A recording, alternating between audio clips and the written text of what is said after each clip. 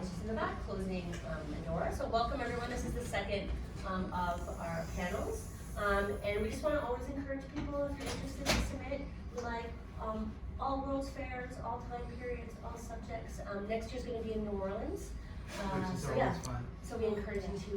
We were just saying we wanted to go there. Yeah, we're And by the way, Eastern New Orleans is a gas. Yes. Yeah. Multiple Easter breaks.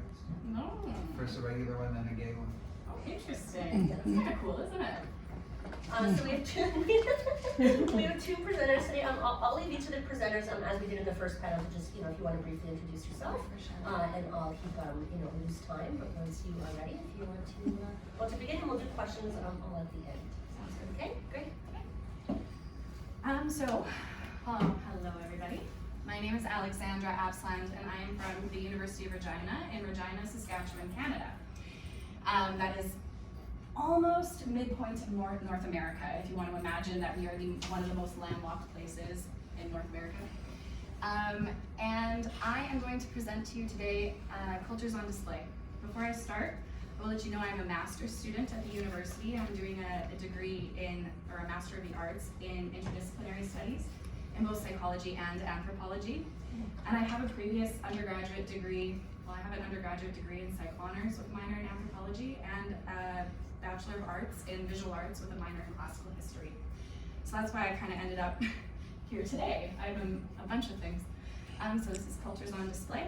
And if you are interested, I should start, if you are interested in following me on social media, or I guess it's ResearchGate is the one I put on there, there's a little QR code in the bottom corner there that you can scan. Please feel free to. All right, so to begin, I would like to acknowledge the first peoples of this land that we call Chicago. Chicago and this hotel rest on the traditional land of multiple Indigenous nations, and I recognize and thank the people of this area, the Three Fires Confederacy, Potawatomi, Odawa, and Ojibwe nations, as well as other nations that know this area as their ancestral homeland. I give thanks for the space I've been given to rest, speak, and live freely while I am visiting here. Native people are part of Chicago's past, present, and future, and it is our responsibility to listen to these Indigenous voices, to honor their rights, and work together towards equity and inclusion. In addition, I would like to share an acknowledgement of the first people of the land that I am from. The University of Regina and its federated colleges are on Treaty 4 land, the territories of the Nehiyawak and Anishinaabe, Dakota, Lakota, Dakota, and the homeland of the Michif and Métis nations. I recognize that as I belong to an institution that was founded by settlers, I benefit from being here. I am deeply grateful for the privilege to learn, teach, and work in this area. I strive to incorporate Indigenous knowledge and worldviews into my research to ensure that there are more economic, social, and creative opportunities for the current and future generations of Indigenous people living on Turtle Island, or as we know it, North America. This research explores the impact of curation and exhibition on cultures put on display, for example, in the 1893 Columbian Exposition here in Chicago. It is part of my background research for my master's thesis in interdisciplinary studies, anthropology and psychology, with a particular interest in art. I'm exploring the impact of curation and how the objects, like humans, are displayed, and how the objects, like humans, are displayed can actually affect the exhibition viewer's traits, such as increasing their sensitivity to injustice, or the other way around. I will emphasize an expanded understanding of curation, acknowledging its historical roots and its ongoing influence on contemporary exhibitions, and I will scrutinize the use of curation on the other with a specific focus on the Columbian Exposition, where people were exhibited as living curiosities, often alongside animals and objects. By linking the exposition's human zoo to two modern personal narratives, I spotlight how entertainment venues continue to propagate cultural appropriation, misrepresentation, and detrimental stereotypes. I hope to provide a humanizing lens that illustrates how cultures, in this example, those of Turtle Island, have become romanticized and simplified through the gaze of the public, and that this romanticism and simplification are a direct result of exhibitions such as the Columbian Exposition. This presentation also considers how these methods can be utilized moving forward, and it emphasizes the significance of acknowledging and critically assessing the enduring impact of human zoos. I want to make clear my settler positionality and I hope to demonstrate the importance of elevating the voices of Indigenous communities by dismantling the lasting impact of curation and exhibition within colonial spaces. In the New York Times, there was an article published in 2020 titled, "Everyone is a Curator Now." It states that the word curate comes from the Latin curatus, the past participle of curare, which means to take care of. For years in museums and archives, curators did just that. They polished finishes, they inspected canvases, and they layered archival tissue. The idea of curators as creative agents in their own right and masters of the kind of socio-political commentary that underpins many of today's exhibitions is relatively new, says the quote. I would argue that the idea of curating for socio-political commentary may be new, but the use of it, of curation, to impact socio-political thought and action has a rich history that reaches back thousands of years, even to the use of the shape of natural rock formations to make cave paintings. Curation has become a kind of tagline for many things, from how to organize your closet to the way we display 10,000-year-old artifacts. Curation involves selecting, arranging, and presenting artifacts to convey a specific message or theme to an audience, and it extends beyond the exhibition space that it's happening in, shaping perceptions, attitudes, and stereotypes about the objects being represented. The word will likely continue to develop new definitions and understandings, as words do over time. For our purposes today, though, we will utilize it in the understanding that it is a conscious action with repercussions that stretch far beyond what we have previously understood it to have. All right, in 2017, I took a trip to England. A friend I grew up with in Canada was living in London, Jess, and another friend that I met on an archaeological dig was from Oxfordshire, Rob. The three of us went out to Camden for a few drinks one night and ended up going to a nightclub, which was actually an old horse hospital.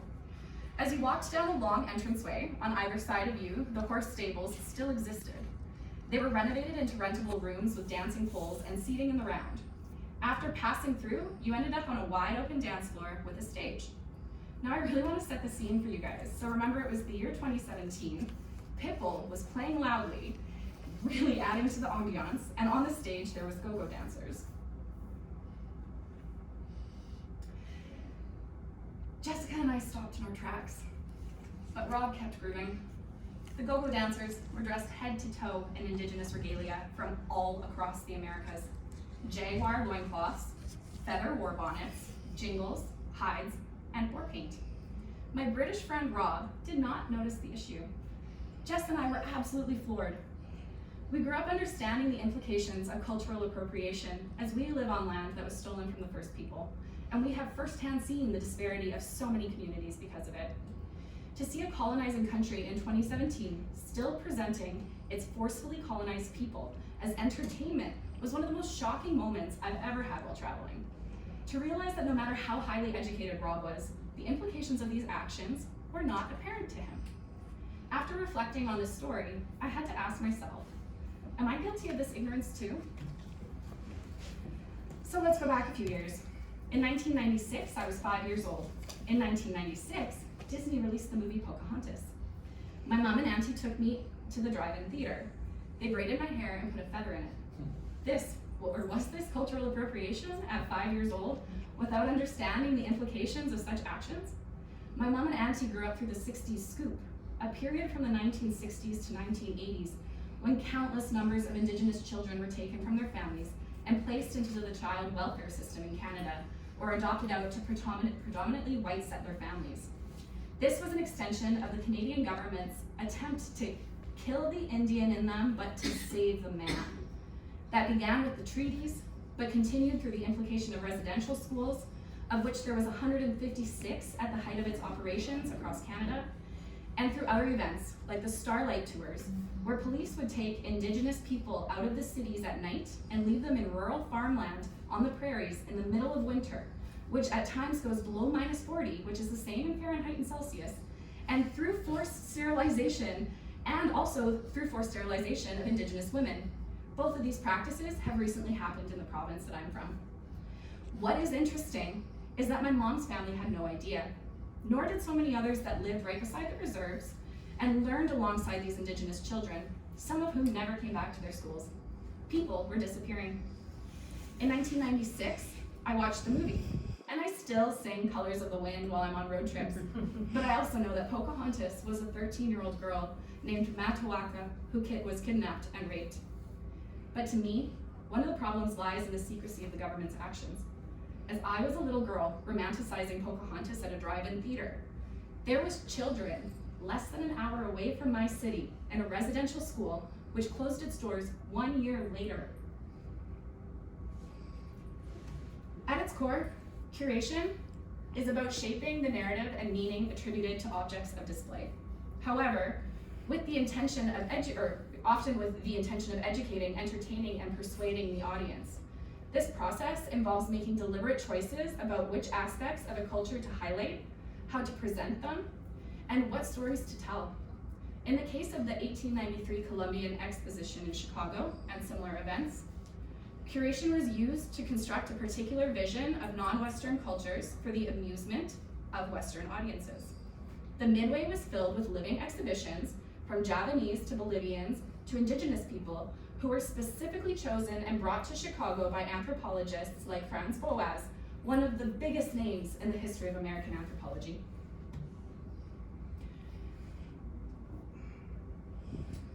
Canada's goal when presenting its Indigenous people was to showcase how civilized its Indigenous people were and to promote a falsely positive image of Canada as a whole.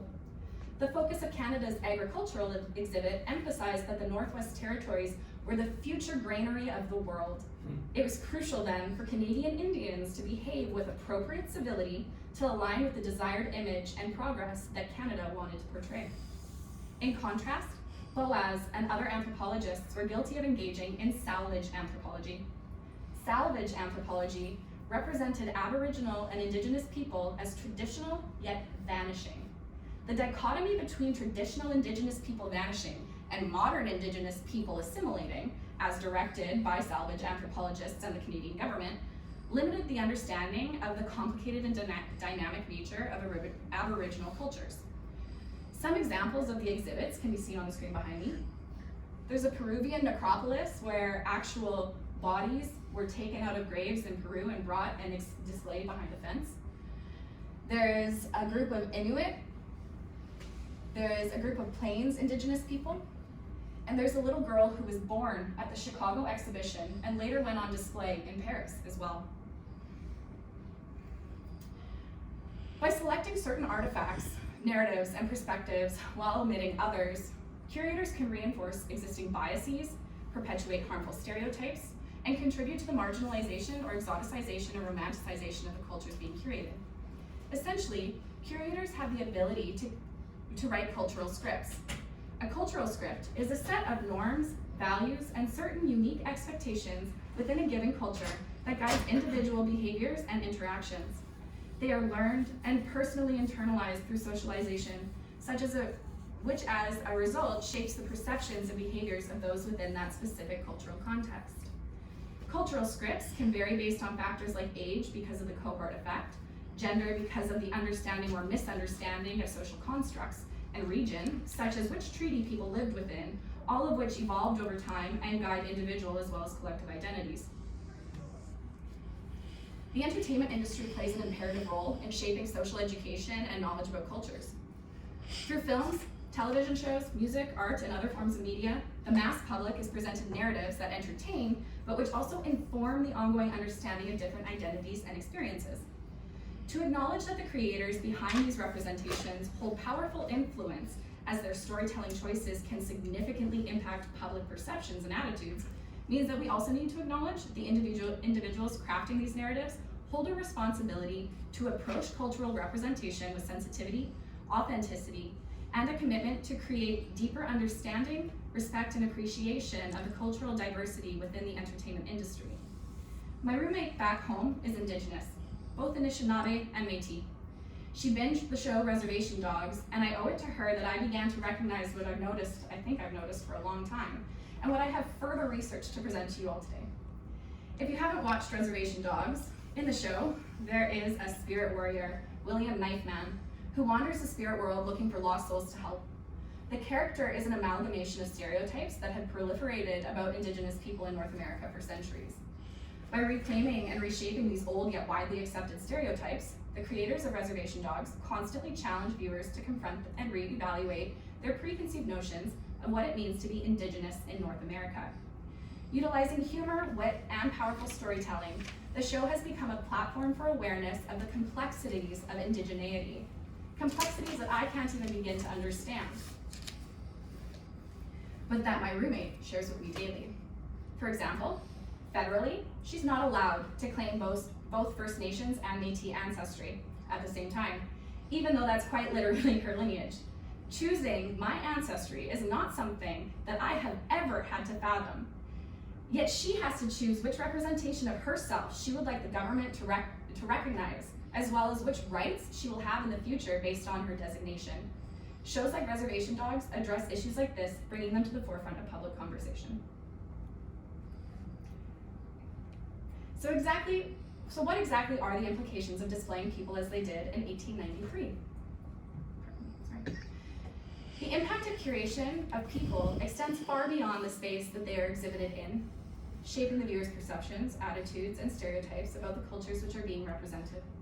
When cultural elements are appropriated and commodified for the entertainment of non-Indigenous audiences, often far in time and space from their original context and meaning, it not only distorts the representation of Indigenous cultures, but it also reinforces colonial power dynamics that privilege the dominant culture while marginalizing or even erasing the Indigenous voices and perspectives. It continues a colonial legacy of deciding for others who they are within a stolen colonial space. In conclusion, examples like drive-in theaters and nightclubs demonstrate how cultural elements are appropriated and commodified for entertainment, distorting their original meaning. Recognizing the ethical responsibilities in curation, including involving marginalized communities, respecting their agency, and critically examining power dynamics can lead to a more inclusive and respectful representation. By interrogating the history and legacy of colonial curatorial practices, we can work towards a more inclusive and respectful approach to curatorial representation that acknowledges and confronts the ongoing implications of the past injustices. Thank you. Thank you.